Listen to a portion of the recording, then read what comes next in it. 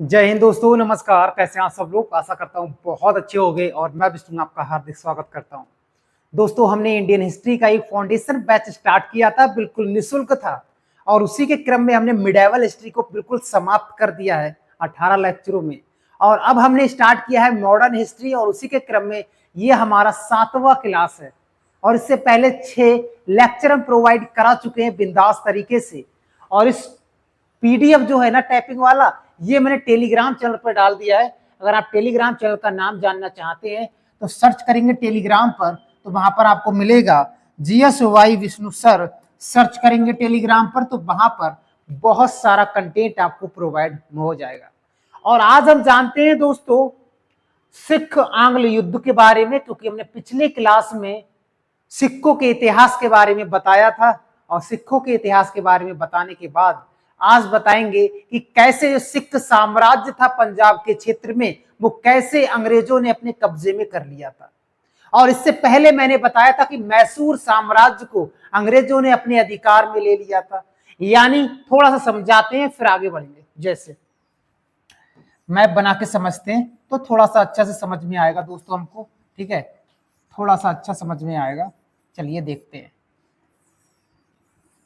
ये मैंने इंडिया का मैप बना दिया है, इसमें हम समझते हैं। देखिए, अंग्रेज ने सबसे पहले, अंग्रेजों ने ये वाला जो क्षेत्र था दोस्तों, इसको कहते हैं बंगाल। इसको क्या कहते हैं? इसको बंगाल कहते हैं। जब बक्सर का युद्ध जीता था तो 1765 ईस्वी में बंगाल पर द्वैध शासन यानी दीवानी और निजामत जो मामले थे वो सारे यही देखते थे अंग्रेज, यानी द्वैध शासन लगाया था। यानी 1765 में बंगाल पर अधिकार कर लिया, हम ऐसे कह सकते हैं।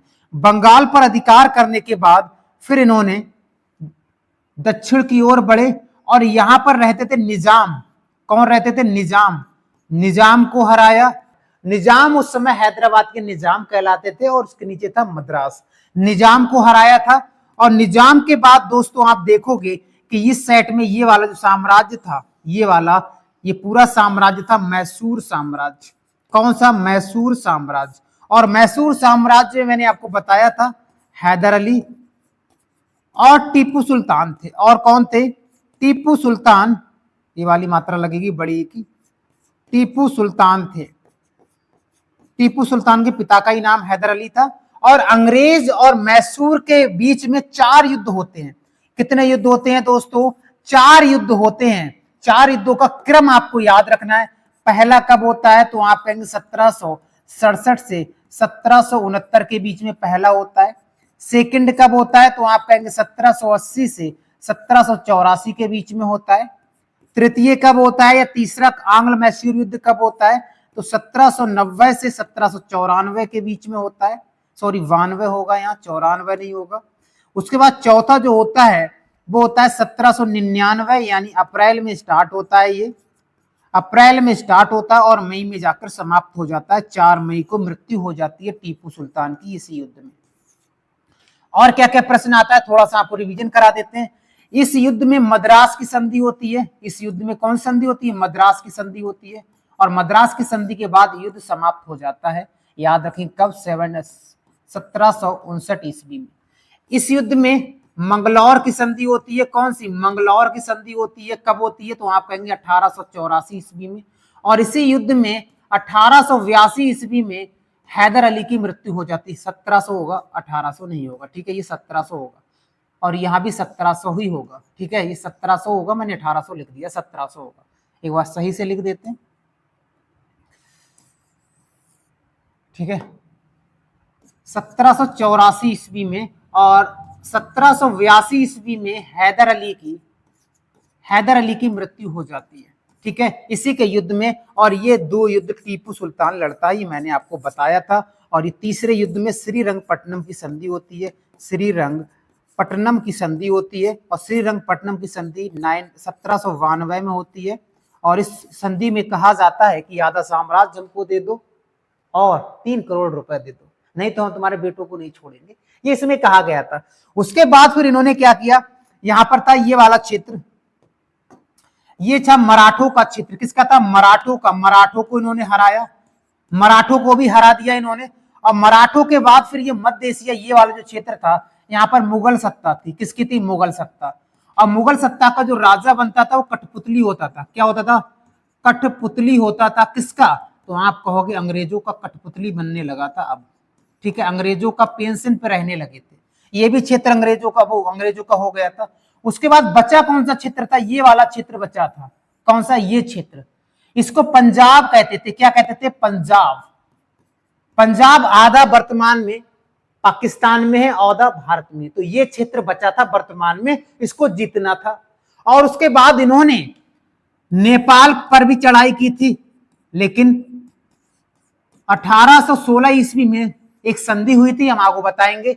उस संधि के द्वारा इन लोग को छोड़ दिया गया था। इसलिए कहते हैं कि नेपाल कभी गुलाम नहीं हुआ। नेपाल कभी गुलाम नहीं हुआ। एक बार चढ़ाई तो की थी, लेकिन सुगौली की संधि के साथ ये युद्ध या संघर्ष समाप्त कर दिया गया था।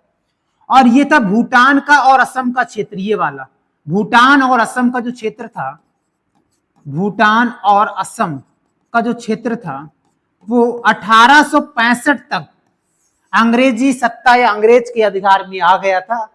कब तक? 1865 में आत्मसमर्पण करना पड़ा था भूटान वालों को, याद रखेंगे। और इसके बाद इस तरफ पड़ता है दोस्तों, इस तरफ पड़ता है हमारा अफगानिस्तान। तो इन्होंने अफगानिस्तान तक चढ़ाई की थी अंग्रेजों ने।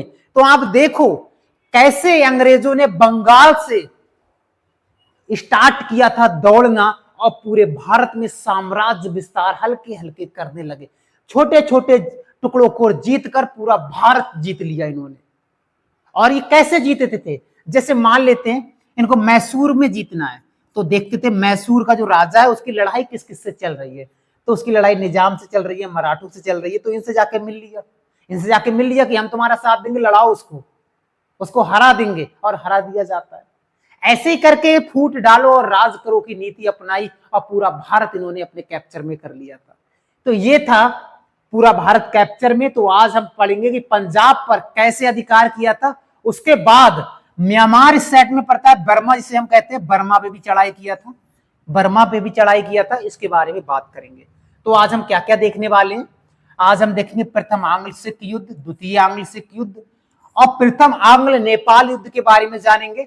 फिर वर्मा युद्ध, जो 3 वर्मा युद्ध हुए उनके बारे में बात करेंगे, और भूटान जो युद्ध हुआ है उस पर बात करेंगे। तो इतने सारे क्लियर करेंगे आज कॉन्सेप्ट, जहां से हमारे एग्जाम में बहुत प्रश्न पूछा जाता है, ये क्लियर करेंगे। ठीक है, चलिए तो स्टार्ट करते हैं। देखिए सबसे पहले अगर बात करेंगे कि पंजाब पर शासन किसका था, तो पंजाब पर शासन था रणजीत सिंह का। इसे पंजाब का शेर या शेरे पंजाब कहा जाता है, रणजीत सिंह को। तो रणजीत सिंह जब तक अपने पद पर रहे थे, जब तक जो अंग्रेज थे वो एक भी नहीं आए। जैसे जब इनकी मृत्यु हो जाती है, उसके बाद अंग्रेजों का संघर्ष स्टार्ट होता है।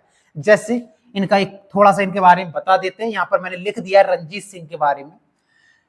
1780 से और 1839 तक कोई अंग्रेज नहीं आया। उन्हें पता था ये मार भगाएगा, क्योंकि एशिया में दूसरे नंबर की सेना इनकी थी। दूसरे नंबर की सेना इनकी थी, पहले नंबर की ईस्ट इंडिया कंपनी की थी। तब भी उनको डर लग रहा था कि ऐसा ना ये हरा दे। इसी डर के कारण जब इनकी मृत्यु होती है 1839 में, और इसके 10 वर्ष के बाद फिर ये साम्राज्य में मिलाना चाहते हैं अपने। देखते हैं कैसे। तो इनके बारे में थोड़ी चीजें जान लेते हैं। इनका जन्म 1780 ईस्वी में हुआ था, सुकरचकिया मिसल के। सुकरचकिया एक वंश था, उसके प्रमुख थे महासिंह। महासिंह के यहाँ हुआ था। कहां हुआ था? महासिंह के हुआ, पंजाब में हुआ था। और महासिंह की मृत्यु 1792 ईस्वी में हो गई थी। अब देखो 1792 में उनका जन्म कब होता है? 1780 में। तो यानी 12 साल की उम्र पर गद्दी पर बैठ गए थे रणजीत सिंह, और इतनी बहादुरी से इतनी सारी लड़ाइयां जीती थी इन्होंने, जिस कारण इनको शेरे पंजाब कहा जाता है। और इन्होंने सबसे पहले 1799 ईस्वी में लाहौर पर कब्जा किया था। वर्तमान में पाकिस्तान में है, उस समय भारत में ही था। और 1802 ईस्वी में भंगी मिसल से, एक मिसल थे भंगी, उनसे अमृतसर छीन लिया था। कुछ किताबों में 1805 मिलेगा, लेकिन एनसीईआरटी 1802 दिखाती है। तो मैंने यहां पर 2 लिखा है, आपको याद रखना है, 1805 नहीं है। ठीक है, लेकिन कुछ सोर्स बताते हैं। और कुछ वर्षों में ही इन्होंने मुल्तान का क्षेत्र, कश्मीर का क्षेत्र और पेशावर का क्षेत्र जीता था। मैप बना लेते हैं, थोड़ा सा पंजाब का ही बना लेते हैं ताकि आसानी होगा हमको जानने में। ठीक है, चलिए आपको बता देते हैं। ये था दोस्तों पूरा पंजाब। ये कौन सा था? पंजाब। तो ये कह रहे हैं ये वाला जो क्षेत्र था मुल्तान का और ये कश्मीर का क्षेत्र, ये वाला, ये सब जीत लिया था। किसने? रणजीत सिंह ने जीत लिया था।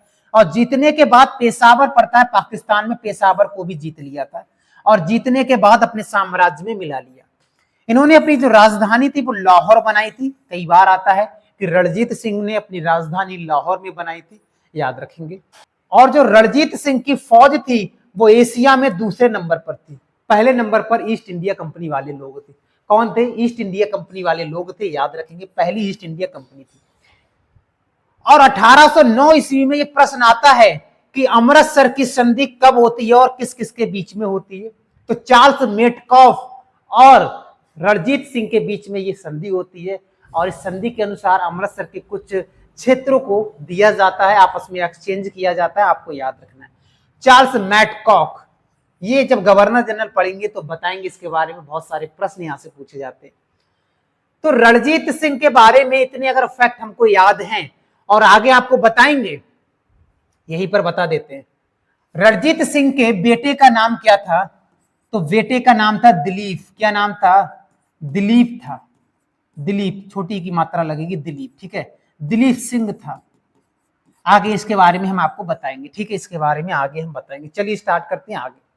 उसके बाद जब इनकी मृत्यु हो जाती है 1839 ईस्वी में, रणजीत सिंह की जब मृत्यु हो जाती है उसके 10 वर्ष में ही उनका साम्राज्य समाप्त हो गया। क्योंकि साम्राज्य समाप्त इसलिए हो गया, उत्तराधिकारी कोई उच्च नहीं था। इसका एक छोटा बेटा था जिसका नाम था दिलीप, वो बनता है, लेकिन वो बाद में अंग्रेज उसको शिक्षा ग्रहण करने के लिए कुछ पेंशन देके इंग्लैंड भेज देते हैं, मैं आपको आगे बताऊंगा। और इसी के कारण अंग्रेज और सिखों के बीच में संघर्ष होता है और इस संघर्ष में 2 युद्ध होते हैं। 2 युद्ध होते हैं जिसको कहते हैं प्रथम आंग्ल सिख युद्ध और द्वितीय आंग्ल सिख युद्ध। तो पहला सिख आंग्ल युद्ध कब हुआ था? इसका मतलब होता है अंग्रेज और सिखों के बीच में युद्ध लड़ा गया था। 1845 और 46 की बात है, इस समय की बात करते हैं। तो इस समय क्या हुआ था? भारत का गवर्नर जनरल हॉर्डिंग था, लॉर्ड हॉर्डिंग कहते हैं, हॉर्डिंग था। और सेना का प्रमुख, जो अंग्रेजी सेना का प्रमुख था, सर ह्यूगफ था। कौन था? सर ह्यूगफ था इस समय का, जब 1845 की बात कर रहे हैं। और अंग्रेजी सेना ने सितंबर 1845 ईस्वी में मुदकी, एक स्थान पड़ता है पंजाब के ही क्षेत्र में, और दिसंबर में फिरोज शाह और जनवरी में 1846 में बाघोवाल और अलीवाल की लड़ाइयां लड़ी। दोस्तों, जब बहुत डेप्थ में कभी प्रश्न पूछेगा एग्जामिनर तो इनको मिलान करने को दे देगा। पूछेगा कि मुदकी का लड़ाई या फिरोज शाह की लड़ाई या बधौवाल या अलीवाल की लड़ाइयां कब की गई, लेकिन ये वनडे एग्जाम में तो कभी लाइफ में पूछा नहीं जाएगा, लेकिन ये पूछा गया है कई बार कि प्रथम आंग्ल सिख युद्ध में सिख किस युद्ध में हारे गए। तो याद रखेंगे सोब राय का जो युद्ध हुआ था, इस युद्ध में कब हुआ था? फरवरी 1846 ईस्वी में हुआ था और इस युद्ध में सिख हार गए। सिखों की निर्णायक हार हो गई, याद रखेंगे, यही लिखा हुआ है, निर्णायक पराजय हो गई। अब ये सिख हार गए और हारने के बाद क्या हुआ था? इस युद्ध के लिए फरवरी में युद्ध हुआ। मार्च 1846 में अंग्रेज और सिखों के बीच में लाहौर की संधि होती है। युद्ध हार गए, हारने के बाद लाहौर की संधि होती है कि राजधानी तो लाहौर थी तो माल तो सारा राजधानी में होगा, तो लाहौर की संधि हुई। और संधि के साथ ये कहा गया था, संधि के साथ क्या कहा गया था इसको भी सुनो। पहले मैप बना लेते हैं छोटा सा, चलिए ये भी सुनते हैं। देखिए यहां पर पड़ता है तिब्बत, तिब्बत से एक नदी निकलती है जिसका नाम है सतलज नदी। इस प्रकार से वो पाकिस्तान में जाकर मिठान कोट पे मिल जाती है। और यहीं से एक नदी निकलती है सिंधु, इस प्रकार से, तो सिंधु नदी इस प्रकार से, तो सिंधु में जाकर सतलज मिल जाती है। ये है सतलज, ठीक है, ये सतलज है जो राकस ताल से निकलती है, सतलज। कि सतलज नदी के उत्तर का जो भाग है ये वाला, ये उत्तर का भाग है, ये सिखों के पास रहेगा, ये सिखों के पास रहेगा। लेकिन ये दक्षिण का जो भाग है ये वाला, ये सब अंग्रेजों ने अपने अधिकार में ले लिया। किसने ले लिया? अंग्रेजों ने अपने अधिकार में ले लिया। और अधिकार में लेने के बाद रणजीत सिंह का जो बेटा था, रणजीत सिंह का जो बेटा था, जिसका नाम था दिलीप सिंह, क्या नाम था, दिलीप सिंह, को यहाँ का महाराजा बना दिया। कहाँ का, दक्षिण सतलज नदी के दक्षिण क्षेत्र का महाराजा बना दिया, और वजीर बना दिया था लाल सिंह को। किसे बना दिया था, लाल सिंह को। और दिलीप सिंह की संरक्षका कौन बनी थी, संरक्षण कौन करती थी, तो इनकी जो मां थी जिनका नाम था जिंदा नाम था, याद रखेंगे। तो इन्होंने यही कहा गया था कि सिक्कों को सतलज नदी के दक्षिण का क्षेत्र अंग्रेजों को सौंप दिया। यही तो है दक्षिण का क्षेत्र, ये अंग्रेजों को सौंप दिया था। सतलज नदी ये बहती है, उत्तर में खुद रह गए, आगे चलकर उत्तर का भी खो देंगे, ये आगे चलकर उत्तर का भी खो देंगे, आपको याद रखना है। तो ये था कहानी। और ये जो क्षेत्र जीता था ये वाला, इसमें किसको बिठा दिया गया था, इसको उसके बेटे को बिठा दिया गया था, जिसका नाम था दिलीप। दिलीप के बारे में थोड़ा आपको बता देते हैं, देखिएगा। बात करें दिलीप सिंह, किसकी बात करेंगे, दिलीप सिंह। दिलीप सिंह का जन्म 1838 ईस्वी में जन्म होता है, ठीक है। और इनकी मृत्यु कब होती है, तो याद रखेंगे इनकी मृत्यु होती है 1893 ईस्वी में। अब आप ये देखिएगा, अब आपको ये दिखाना चाहते हैं जब इनका जो जन्म हुआ था और इस समय की जो घटना है। अब आप बताओ जन्म से कितने साल हो गए, 8 साल, यानी 8 साल में इनको राजा बना दिया गया इस नीचे के क्षेत्र का। और संरक्षका में इनकी मां थी, संरक्षका में इनकी मां थी, यानी रणजीत सिंह की पत्नी थी, याद रखेंगे। और वजीर लाल सिंह को बना दिया गया। लेकिन क्या करता, छोटा सा था, लेकिन आगे चलकर यही इसको कहते हैं भाई आपको शिक्षा लेनी चाहिए, आप अभी छोटे हो, क्या लड़ाइयां लड़ोगे, तो इंग्लैंड भेज दिया जाएगा, अभी आप देखोगे।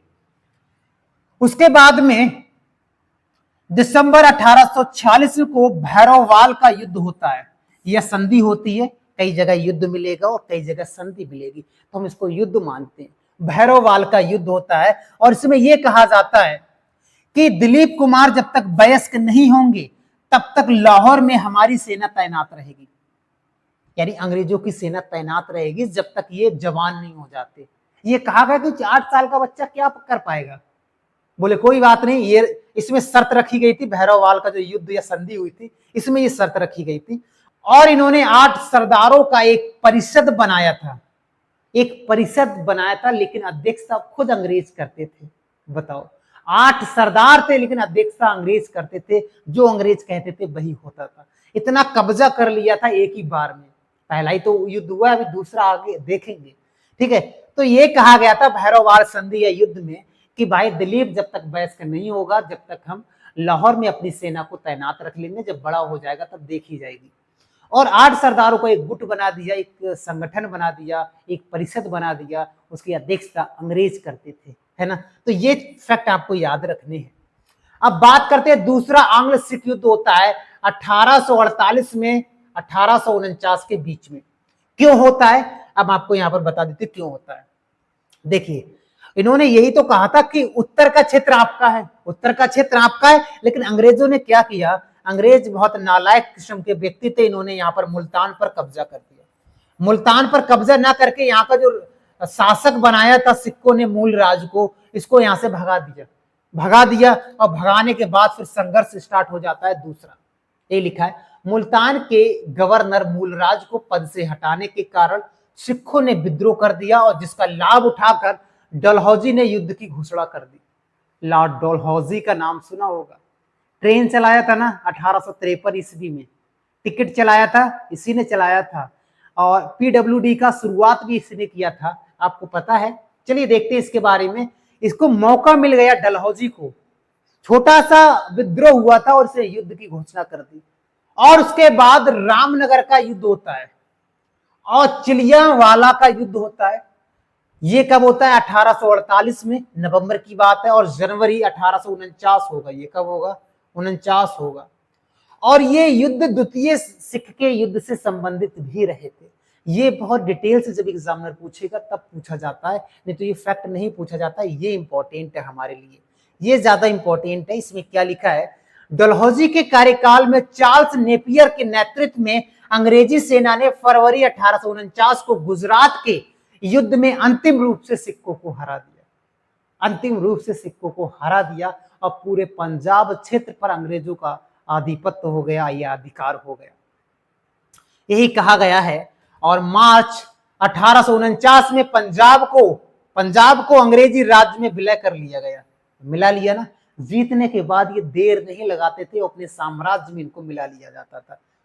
और महाराजा दिलीप सिंह को अंग्रेजों ने 5 लाख, लगभग 5 लाख रुपए सालाना देकर इंग्लैंड भेज दिया गया कि आप भाई जाकर वहां पढ़ाई लिखाई करो। और इतना पढ़ाई लिखाई किया कि 1893 ईस्वी में वही पेरिस, यानी फ्रांस की राजधानी पेरिस में ही इनकी मृत्यु हो जाती है। भारत में भी इनकी मृत्यु नहीं होती है। और एक प्रश्न पूछा जाता है, ये दिलीप सिंह है ना, महाराजा दिलीप सिंह, ये सिख के अंतिम शासक थे, सिख धर्म के या सिख के अंतिम शासक थे। कई बार एग्जाम में पूछा हुआ प्रश्न है, आपको याद रखना है, सिख के अंतिम शासक थे। ठीक है, याद रखोगे इस चीज को। चलिए आगे बढ़ते हैं। सिख के अंतिम शासक कौन है? दिलीप सिंह। ठीक उसी प्रकार से जैसे मुगल का अंतिम शासक बहादुर शाह जफर था, वैसे यही है। ठीक है, आगे बढ़े। चलिए, उसके बाद अन्य युद्धों की बात करेंगे कुछ, और कुछ संधियों की बात करेंगे कि और अंग्रेजों ने साम्राज्य विस्तार में किस किस को मिलाया था। भूटान को, नेपाल को, म्यांमार को, अफगानिस्तान को, यानी सब कुछ हल्के हल्के सब ले लिया था। देखते हैं कुछ। आंग्ल नेपाल युद्ध की बात करेंगे। 1814 से और 1816 के बीच में होता है। युद्ध नहीं होता, एक छोटा सा संघर्ष होता है। ये लॉर्ड हेस्टिंग ने सर्वप्रथम नेपाल राज्य के निवासी गोरखाओं पर संघर्ष किया था। लेकिन गोरखाओं से बातचीत किया था। गोरखाओं ने कहा था आपको जो चाहिए आप ले लो, अब यहां से निकल जाओ, दोबारा इधर आने की जरूरत नहीं है।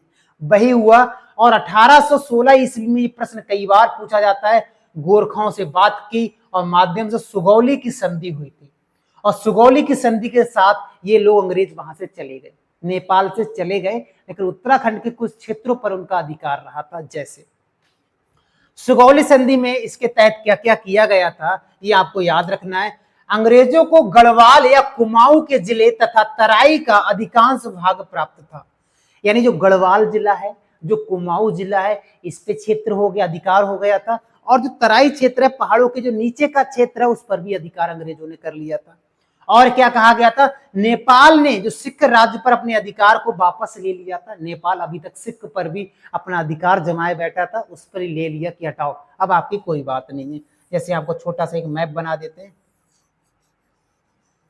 ठीक है, ये है हमारा नेपाल पड़ता है, और ये दोस्तों सिक्किम पड़ता है। ठीक है, ये सिक्किम है और ये नेपाल है। तो नेपाल का अधिकार था उस समय सिक्किम पर, तो ये भी वापस लेना पड़ा था। और तीसरा है कि नेपाल की राजधानी काठमांडू में अंग्रेजों ने एक अपनी सेना को तैनात कर दिया, देखा भारी के लिए कि क्या चल रहा है और क्या नहीं। और बस यही 1816 में संधि के बाद फिर नेपाल में कोई आक्रमण नहीं होता है। नेपाल कभी गुलाम ही नहीं हुआ था, कभी गुलाम नहीं हुआ था। बाकी चारों तरफ सब कुछ गुलाम हो गए, क्योंकि यहाँ पर सबसे ताकतवर थे गोरखा। ठीक है, तो उनके मारे इनकी हालत खराब हो जाती थी। उसके बाद आंग्ल वर्मा युद्ध के बारे में जानते। आंग्ल वर्मा युद्ध कब हुआ था? बर्मा का मतलब है म्यांमार। क्या है बर्मा का मतलब? म्यांमार। म्यांमार अभी कहते हैं, उस समय बर्मा कहा जाता था, और पहले यह भारत का ही हिस्सा था। लेकिन 1935 का जो भारत सरकार अधिनियम आया था ना, संविधान पढ़े होगे, संवैधानिक विस्तार पढ़े होगे, भारत सरकार अधिनियम पढ़े होगे, तो उसमें आया था 1935 का भारत शासन अधिनियम। उसके अनुसार बर्मा को अलग करने की घोषणा की गई थी। और बर्मा अलग कब हुआ था? तो 1937 में भारत से अलग हो गया था। भारत से अलग हो गया था। अब अंग्रेज इस पर अधिकार करना क्यों चाहते थे बर्मा पर? क्योंकि बर्मा के जो विशाल संसाधन थे जंगलों में, उस पर कब्जा हो जाए, और बंगाल का जो बाजार था वहां तक हम पहुंच पाए। यानी बंगाल का बाजार बहुत उच्च लगता था, बहुत सारे संसाधन मिलते थे, और वहां के जो जंगली संसाधन है वो भी हमको मिल पाए। तो इसलिए बर्मा पर अधिकार करना चाहता। और उसके बाद प्रथम आंग्ल वर्मा युद्ध होता है अंग्रेज और बर्मा के बीच में, 1824 और 26 के बीच में। इस समय गवर्नर जनरल लॉर्ड एमस्टर था। और इस युद्ध का परिणाम क्या हुआ था? परिणाम ये हुआ था कि बर्मा के लोग हार गए और अंग्रेज जीत गए। और अंग्रेज जीतने के बाद अंग्रेजों ने रंगून को, उस समय राजधानी थी बर्मा की, लेकिन वर्तमान में नपीदा है, को अंग्रेजी साम्राज्य में मिला लिया। रंगून को अंग्रेजी साम्राज्य में मिला लिया और 1826 ईस्वी में यांडबू संधि होती है और इस संधि के तहत मणिपुर को स्वतंत्र मान लिया जाता है। मणिपुर को स्वतंत्र मान लिया जाता है। मणिपुर भी म्यांमार से या बर्मा से टच करता है। बर्मा से 4 राज्य टच करते हैं, अरुणाचल प्रदेश, नागालैंड, मणिपुर और मिजोरम, है ना। चलिए, उसके बाद दूसरा आंग्ल बर्मा युद्ध होता है 52 से और 53 के बीच में। 52 ज्यादा मिलेगा लिखा हुआ आपको, 53 नहीं मिलेगा। और इस समय सरकार किसकी चल रही थी? गवर्नर जनरल कौन था? तो डलहौजी था। ये डलहौजी ने हड़प नीति भी अपनाई थी। हम डलहौजी के बारे में आगे बताएंगे। राज्यों को हड़प लिया। जब वहां पर कोई राजकाज करने वाला नहीं होता था तो बोला था कि वहां का स्वामी मैं हूंगा। और ट्रेन इसी ने चलाया था और पीडब्ल्यूडी ने बहुत सारा काम इसने किया था। आगे हम देखेंगे भी इसके काम को। डलहौजी के साम्राज्यवादी नीतियों का परिणाम क्या हुआ था? अंग्रेज बर्मा के बाजारों और लकड़ी के संसाधनों तक पहुंचना चाहते थे। फिर भी अंग्रेजों ने पीगू, स्थान पड़ता है बर्मा का निचले भाग को पीगू कहते हैं, उस पर अधिकार कर लिया।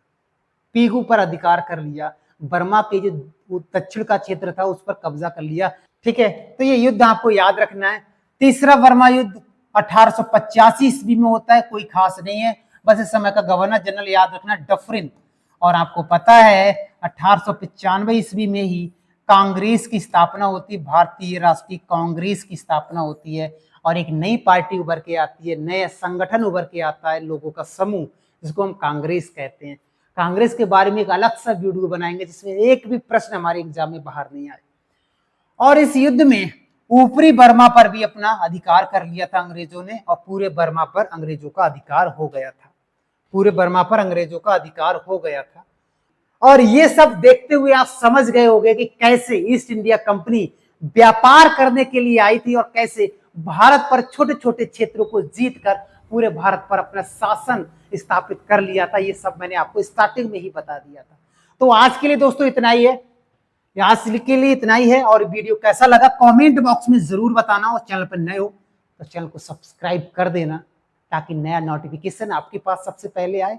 और बहुत सारा कंटेंट मैंने टेलीग्राम चैनल पर डाल रखा है। टेलीग्राम पर सर्च करोगे GSY विष्णु सर तो यहाँ से आपको बहुत सारा कंटेंट मिल जाएगा। डाउनलोड कर लेना और नोट्स बना लेना। बाकी मिलते हैं नेक्स्ट वीडियो में। आज के लिए इतना ही। जय हिंद दोस्तों।